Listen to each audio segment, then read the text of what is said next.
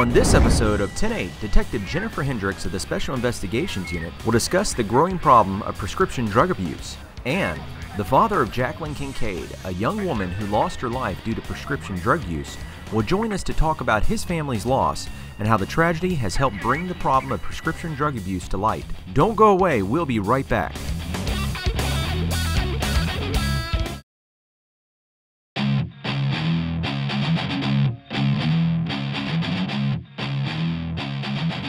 Welcome to 10-8, your inside view of the St. Lucie County Sheriff's Office. I'm your host, Sergeant Chris Ciccio. Today our guest is Detective Jennifer Hendricks. She's a member of the Special Investigations Unit. Detective, welcome to the show. Thank you for having me. Tell us a little bit about your career. How long have you been with the Sheriff's Office? Well, I'm on my 15th year. I started on road patrol, worked road patrol for many years, went to Special Investigations Unit, did street level crime, and for the past 5 years I've been doing drug diversion. Now, what exactly is drug diversion? Well, drug diversion, essentially it is dealing anything with prescription drugs. It could be fraudulent prescriptions. It could be people selling their medications on the street. Okay, and how does the Sheriff's Office get involved with that? Is this like an alternative to an arrest? No, we get phone calls from pharmacists. We get phone calls from doctors. We get phone calls from family members' loved ones who are concerned about their loved ones abusing these prescription drugs.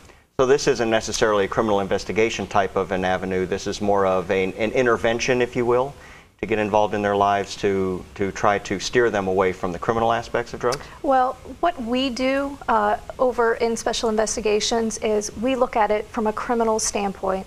So what we're going to do is we're going to investigate to see if there are any criminal acts that have occurred.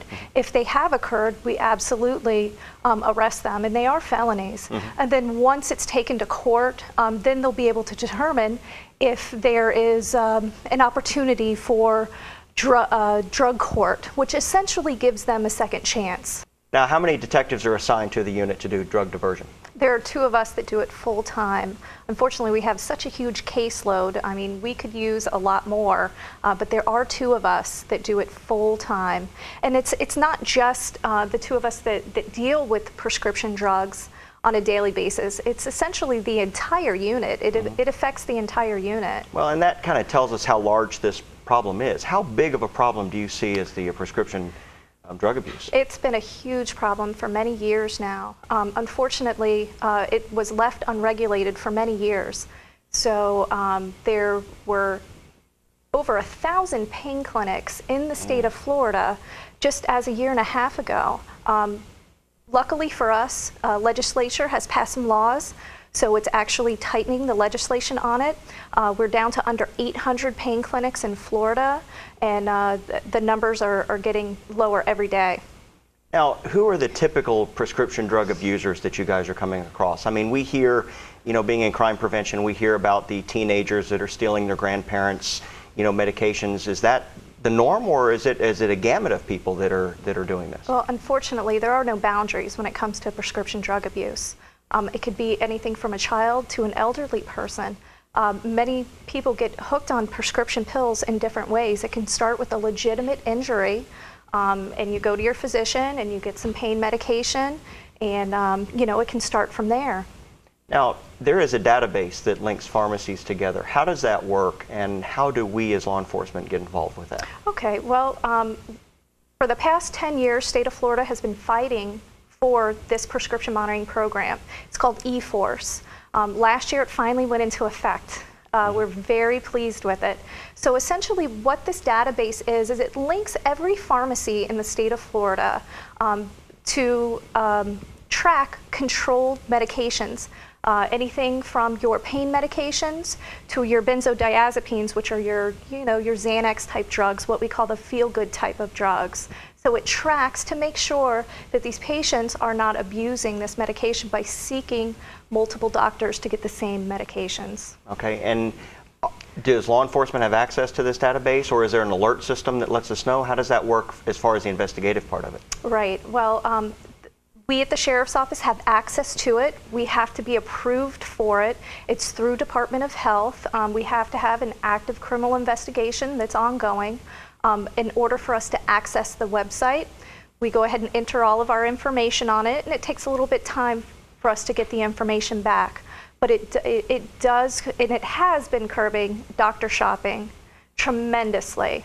Now, you've talked about this database tracking people in the state of Florida. Does it also track people coming into the state of Florida to purchase prescription drugs?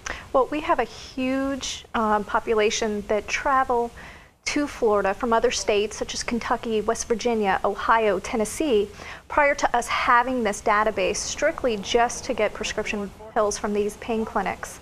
And they would get their medications filled here, and then take them back to their homes and sell them there. So what it's doing is it's tracking when they get their prescriptions filled here, and it's not allowing them to seek medications from multiple doctors. Wow, that's good. That sounds like a powerful database. Now, is there any future plans, or is there anything in place now for that database to reach into other states? We've talked about it. Hopefully within the next couple years, we would like to see it be connected to the other states as well. No, but Florida's kind of unique right now. In that it does that. Absolutely. Any other states that you know of doing anything like this? Oh, absolutely. There's many other states that have this prescription monitoring program. That's why for many years, these residents of other states would travel here to South Florida because it was unregulated for quite some time. Right. Well, it's good that we're catching up. Absolutely. Now, what are some of the penalties of prescription drug abuse?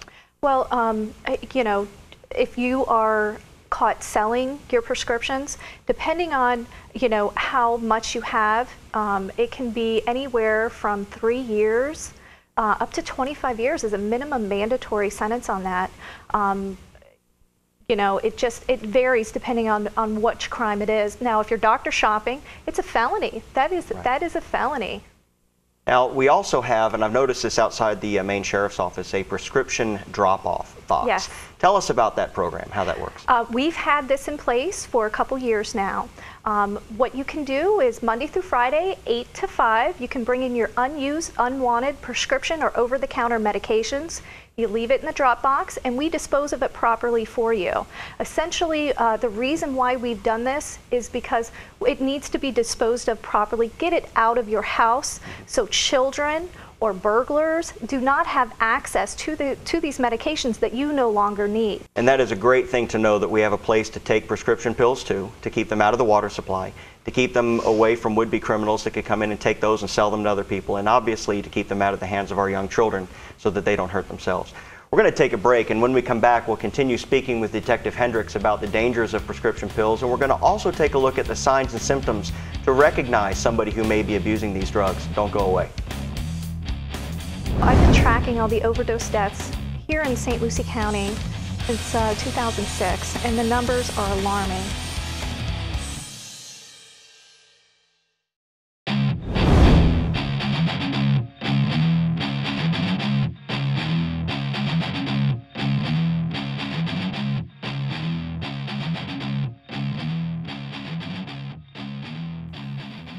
Welcome back to 10-8. We have been talking with Detective Jennifer Hendricks from the Special Investigations Unit about the dangers of prescription drugs. Now, awareness is one of the most critical tools that we have to inform the society about the dangers of prescription pills. And I understand that we have a pamphlet that we give out to families as an awareness to let them know what to look for. Tell us about that pamphlet, how it came about. We do. Luckily for us in drug diversion, Sheriff Mascara saw that there was a need for this. I mean, we've had a program going on for 15 years now. He's very responsive to any ideas that we may have, and we wanted to educate the community about the dangers of prescription medication. Now, the reason why we did this is because, there is no stigma with prescription drugs as there is with your illicit drugs, your cocaine and your heroin. People think that just because it's prescription medication and a doctor prescribes it to you that it must be safe. Well, unfortunately, it is not. So we created a pamphlet, and it's free of charge. We have it at the Sheriff's Office. It's on our website. And I get phone calls all the time, and I mail it to people to recognize the signs and symptoms of drug abuse. It could be anything from changes in behavior, lying, stealing, changes in their circle of friends, hang out with It could be anything from track marks on their arms. So we go ahead and include this in the pamphlet. Also in the pamphlet, we include treatment and recovery centers located here, and then we also refer to a national SAMHSA.org website to where you can enter an address where you're at, and it'll give you the closest treatment centers in your areas. And also in that pamphlet, we go ahead and include information on the Howell Marchman Act. If one of your family members, one of your loved ones, needs some help and they don't want to get the help themselves, it gives you the information to where you can get it court ordered. Wow. Sounds like that is an all-inclusive pamphlet. Now, obviously, in addition to the pamphlet and the website, they can certainly call you, as you indicated, to get more detailed information. I'm sure that, as you indicated, you get a lot of calls with concerned people that maybe the pamphlet doesn't address. So you're obviously a resource to those people as well. Absolutely. They can call me anytime. Now, tell us about some of the overdose deaths that you have been a part of, that you've worked the cases with. Tell us about that. Well, I've been tracking all the overdose deaths here in St. Lucie County since 2006, and the numbers are alarming. In 2011 alone, we had 45 people who overdosed on prescription medication. That's not intentional, that is accidental overdose. That is one person every 8 days. And it's just alarming. That's a major problem. It is. Problem. Now, you have worked very closely with a Treasure Coast family who lost a child due to prescription drug overdose. Tell us about that. Unfortunately, I had to meet them under these circumstances. I met them through our NOPE program, which is another resource the Sheriff's Office participates in, trying to get across education and awareness to our youth about prescription medications. They are very active in promoting prescription drug abuse. Unfortunately, they lost their beautiful daughter to this. Now, there's been an obvious change from the early 1990s, back when I worked narcotics, up till today. Back then, prescription drug abuse was not as prevalent, probably because they weren't as available to what it is today. It's become an epidemic, and it's good to know that the Sheriff's Office has programs committed to be able to deal with this problem. When we return, we're going to meet with the father of a Treasure Coast child who had died as a result of prescription drug overdose. Don't go away. Saying goodbye to a loved one is difficult. Saying goodbye to a child is impossible. Our daughter died of an overdose of prescription pain pills. If you know someone who is abusing prescription drugs, please get help. It's pills like these that are killing our loved ones. 7 people a day die in Florida from overdoses. 45 deaths last year alone in St. Lucie County. If you know someone who is taking pills, call 211 for help now. Trust their instincts. If they see a behavioral change, search. They're your children. Search them. Check their emails. Check where they're going on the computer. Check their text messages. Get involved and inform yourselves and educate yourselves as much as you possibly can. Because the alternative is what Ann, myself, and our family lives with every day for the rest of our lives, is the pain, the loneliness, and the heartbreak that she's never coming back. Welcome back to 10-8. Our next guest is Mr. Bruce Kincaid. His daughter died tragically several years ago as a result of prescription drug overdose. Mr. Kincaid, welcome to the show. Thank you for being here. Thank you for having me. Tell us about your daughter. Tell us about the happy times in her upbringing. Jackie was born on April 12th, 1987. We moved to Florida from Connecticut in 1992. Growing up, she was always full of energy, bubbly, just a great child. Loved sports, played volleyball, baseball, softball, took karate, just an all-out, loved the outdoors, loved fishing. As she grew older, she loved to go out on boats and go fishing. Her favorite thing was actually mudding. And we have so many photographs of her just covered in mud where you can just about see her face. Wow. And she graduated from Fort Pierce Central High School in 2005. Wow. Now, there was a point that you started to notice a change in her demeanor and her behavior. Tell us about the things that you started to notice. Well, Jacqueline was always very particular about her hair and makeup, and all the girls would come over to get ready to go out in the evenings. And in mid-2008, we started to notice a slight change. The appearances didn't really matter anymore. It was more like wake up, throw your hair up, and run out the door in a pair of sweats. we started to get very concerned at that point and started to keep a tighter eye on things. Now, as far as being concerned and tighter eye, what things did you do to try to get involved? I mean, talk to her? Well, we ask started questions? talking to her a lot, and that's when we discovered she was on prescription medication. Oh. And when we questioned, why are you on this? It was just, our answers were always the same. My doctor said I needed it.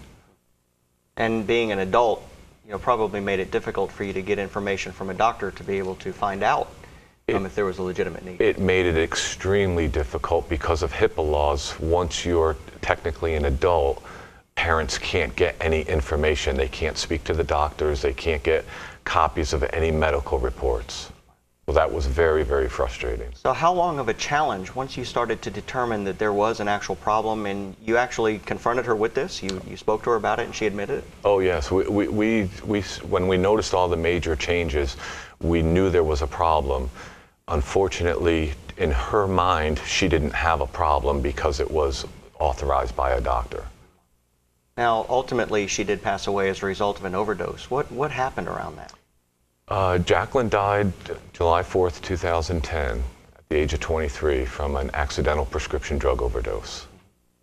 That's when we were allowed, because HIPAA laws no longer protected her right to privacy, that's when we could get her medical records and her pharmacy records.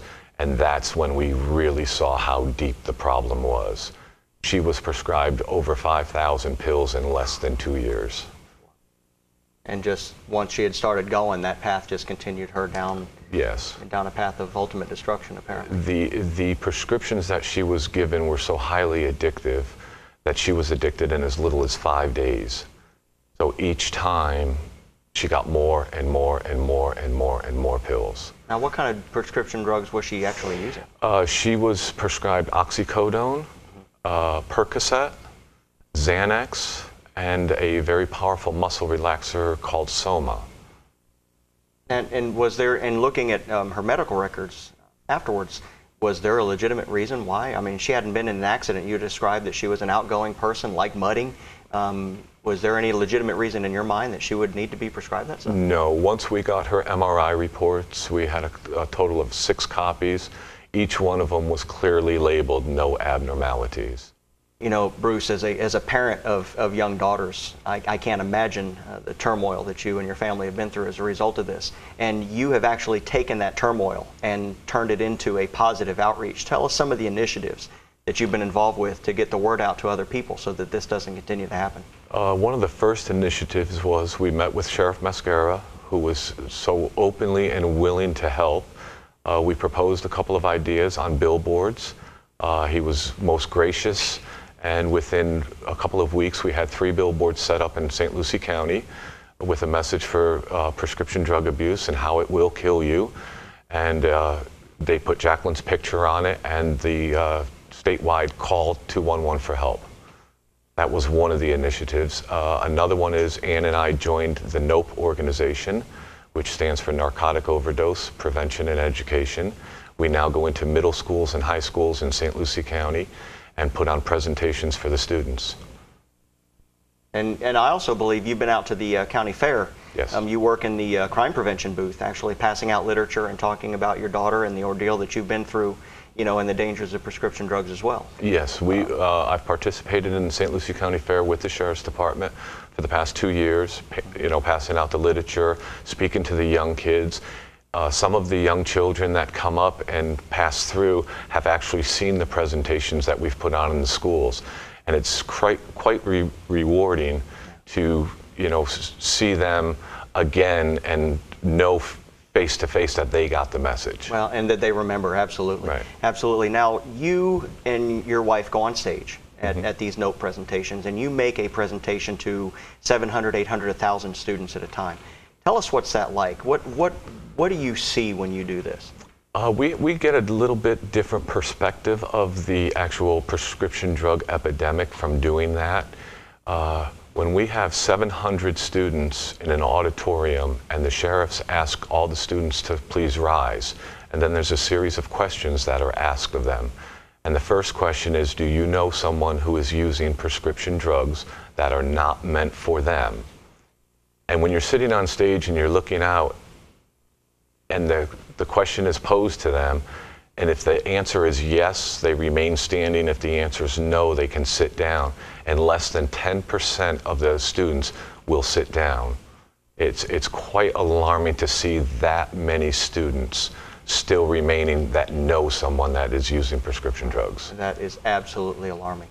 Bruce, I want to thank you so much. My heart goes out to you and your family for the tragedy that you've endured, but also my praises to you and that of the Sheriff's Office for taking such a tragedy and turning it into something so positive by trying to reach a community and let them know about the dangers that you face. Thank you for coming on the show. Thank you very much. We very much appreciate it. Thank you for having me. For more information about prescription drug abuse or overdoses, you can contact the St. Lucie County Sheriff's Office at 871-5303, or you can visit us at stluciesheriff.com. On behalf of Sheriff Ken Mascara and the many hundreds of dedicated men and women serving you through the Sheriff's Office, we thank you for watching. Until next time, stay safe.